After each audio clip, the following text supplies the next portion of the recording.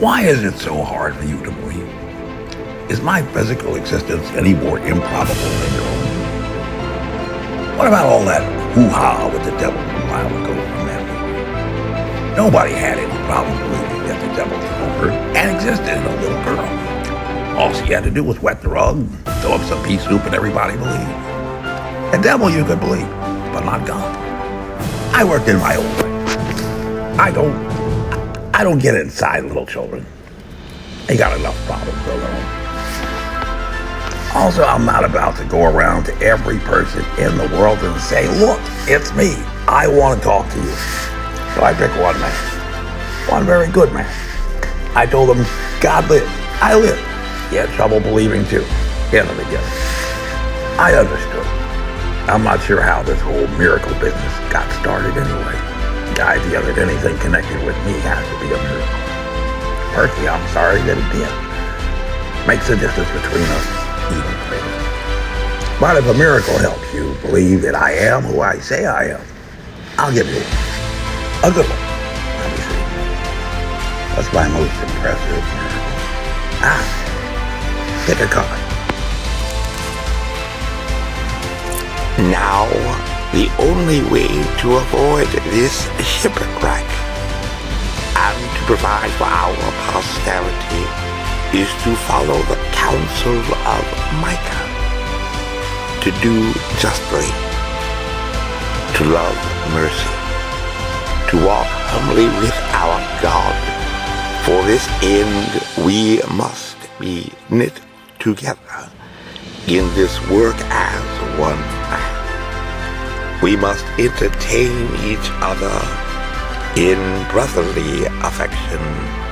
We must be willing to abridge ourselves of our superfluity for the supply of others' necessities. We must uphold a familiar commerce in all meekness, gentleness, patience, and liberality. We must delight in each other, make others' conditions our own, rejoice together, mourn together, labor and suffer together, always having before our eyes our commission and community. In the work, our community as members of the same body.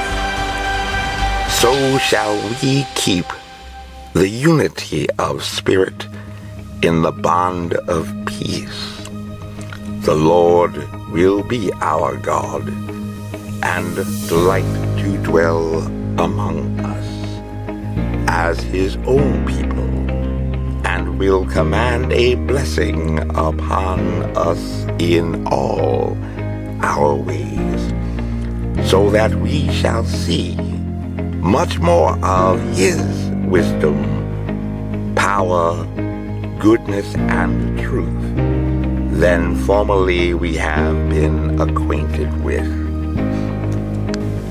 We shall find that the God of Israel is among us, when 10 of us shall be able to resist 1,000 of our enemies, when he shall make us a praise and glory, that men shall say of succeeding plantations, the Lord maketh like that of New England.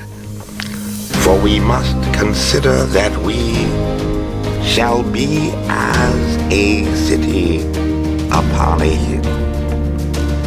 The eyes of all people are upon us, so that if we shall deal falsely with our God in this work we have undertaken, and so cause him to withdraw his present help from us, we shall be made a story and a byword through the world. We shall open the mouths of enemies to speak evil of the ways of God and all professors for God's sake. We shall shame the faces of many of God's worthy servants and cause their prayers to be turned into curses upon us, till we be consumed out of the good land, whither we are going, and to shut up this discourse with that exhortation of Moses, that faithful servant of the Lord in his last farewell to Israel, Deuteronomy 30. Beloved, there is now set before us life and good, death and evil, in that we are commanded this day to love the Lord our God and to love one another, to walk in his ways and to keep his commandments and his ordinance and his laws and the articles of our covenant with him, that we may live and be multiplied, and that the Lord our God may bless us in the land whether we go to possess it. But if our hearts shall turn away, so that we will not obey, but shall be seduced and worship other gods, our pleasures and profits, and serve them, it is propounded unto us this day, we shall surely perish out of the good land, whether we pass over this vast sea to possess it.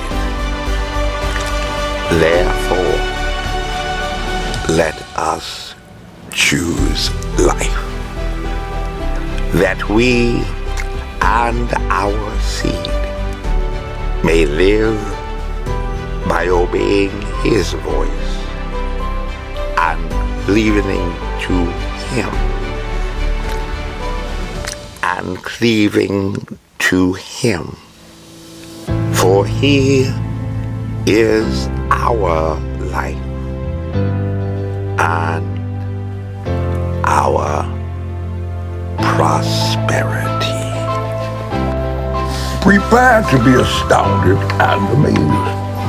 These are the introductory incantations that an illusionist, a prestidigitator, or a magician, if you would, might present to prepare his audience to witness wonder, gaze upon sights unseen, delve into dark secrets and mysteries, and experience revelations of ominous power.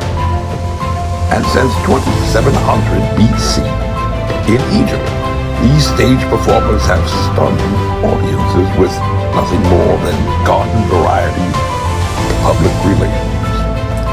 I am very sorry, but there are no real magic words or magic deeds. It's simply a process that engages susceptible human psychology.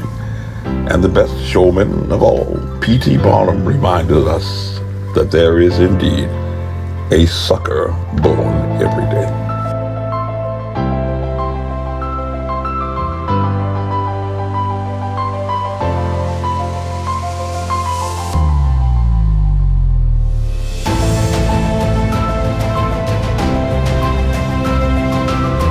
This advertisement was authorized by Mike Webb.